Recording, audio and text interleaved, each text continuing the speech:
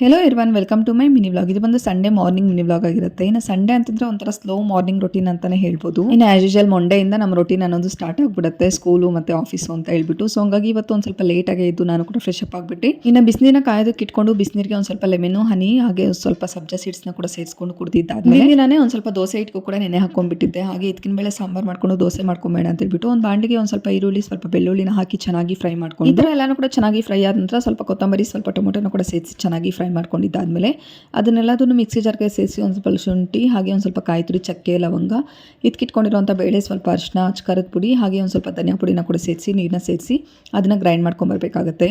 ಈಗ ಒಂದು ಕುಕ್ಕರ್ಗೆ ಒಂದು ಸ್ವಲ್ಪ ಎಣ್ಣೆ, ಸಾಸಿವೆ, ಜೀರಿಗೆ, ಕರಿಬೇವು, ಈರುಳ್ಳಿನ ಕೂಡ ಸೇರಿಸಿ ಈರುಳ್ಳಿ ಒಂದು ಸ್ವಲ್ಪ ಚೆನ್ನಾಗಿ ಫ್ರೈ ಆಗೋವರೆಗೂ ಚೆನ್ನಾಗಿ ಫ್ರೈ ಮಾಡಿಕೊಂಡು ಟೊಮೊಟೊನ ಕೂಡ ಸೇರಿಸಿ ಚೆನ್ನಾಗಿ ಫ್ರೈ ಮಾಡ್ಕೊಂಡಿದ್ದಾದ್ಮೇಲೆ ಆಲೂಗಡ್ಡೆ ಇದಕ್ಕಿಟ್ಕೊಂಡಿರುವಂಥ ಬೇಳೆನ ಕೂಡ ಸೇರಿಸಿ ಅದನ್ನು ಚೆನ್ನಾಗಿ ಫ್ರೈ ಮಾಡಿ ರುಬ್ಬಿಟ್ಕೊಂಡಿರುವಂಥ ಮಸಾಲೆನ ಕೂಡ ಸೇರಿಸಿ ನಮ್ಮ ಕನ್ಸಿಸ್ಟೆನ್ಸಿಗೆ ತಕ್ಕಂತೆ ನೀರನ್ನ ಕೂಡ ಅಡ್ಜಸ್ಟ್ ಮಾಡಿಕೊಂಡು ರುಚಿಗೆ ತಕ್ಕಂತೆ ಉಪ್ಪನ್ನ ಕೂಡ ಸೇರಿಸ್ಕೊಂಡು ಒಂದು 2-3 ವಿಜಲ್ ಕೂಗಿಸ್ಕೊಂಡ್ಬಿಟ್ರೆ ಸಾಕಾಗುತ್ತೆ. ತುಂಬಾ ಚೆನ್ನಾಗಿರುವಂಥ ಇದಕ್ಕಿನ ಬೇಳೆ ಸಾಂಬಾರು ತುಂಬ ಚೆನ್ನಾಗಿ ರೆಡಿಯಾಗಿರುತ್ತೆ. ಇನ್ನು ಈ ಕಡೆ ದೋಸೆ ಹಾಕೊಂಬೇಡ ಅಂತ ಹೇಳ್ಬಿಟ್ಟು ದೋಸೆ ಪ್ಯಾಟರ್ನ ಕೂಡ ರೆಡಿ ಮಾಡಿಕೊಂಡು ದೋಸೆ ಹಾಕ್ಕೊತಾ ಇದ್ದೀನಿ.